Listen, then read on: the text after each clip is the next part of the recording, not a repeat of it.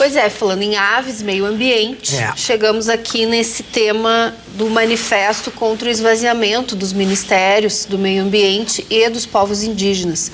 Vocês se lembram que logo depois da eleição do Lula teve a COP do Egito, que é a Conferência das Nações Unidas sobre as Mudanças Climáticas, onde uma das grandes vitrines do presidente Lula, então eleito, foi em novembro de 22, era justamente a sua política ambiental. Assim como também quando, logo após a posse, houve toda uma política de socorro aos povos Yanomami, né, que estavam ali em situação de extrema precariedade, miséria e fome.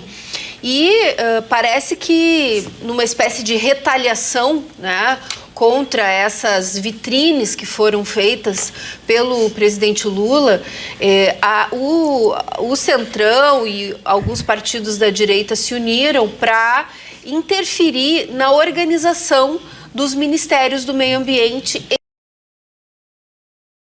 Silva e ministra Sônia Guajajara.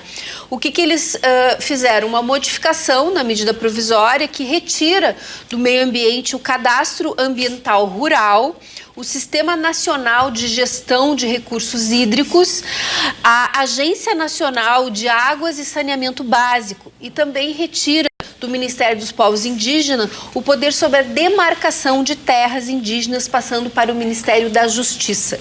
Então, eu disse que é uma retaliação, mas na verdade, mais do que uma retaliação, são interesses econômicos que permeiam essas bancadas que agiram nesse sentido para garantir interesses de privatização, no caso do saneamento, por exemplo, interesses que têm a ver com o cadastro ambiental rural, que significa poder avançar em gado e plantação em áreas protegidas ambientalmente. Agora, por exemplo, nós estamos hoje votando lá na Câmara o marco temporal dos povos indígenas, que significa dizer que, se for votado tal qual desejam, se você fosse expulso, imagina, da sua casa, antes da Constituição de 88, você foi expulso da sua casa, a sua família foi assassinada, você ficou, né, vivendo fora da sua terra. Se foi antes de 88, você pode voltar e ter o seu direito. Se foi depois, você perdeu o seu direito. Esse é o marco temporal das terras indígenas. Então, entidades ambientais se uniram, 790 entidades fizeram esse manifesto, tentando sensibilizar, né, o governo também, porque o próprio governo Lula está hesitando em vetar essas partes da medida provisória.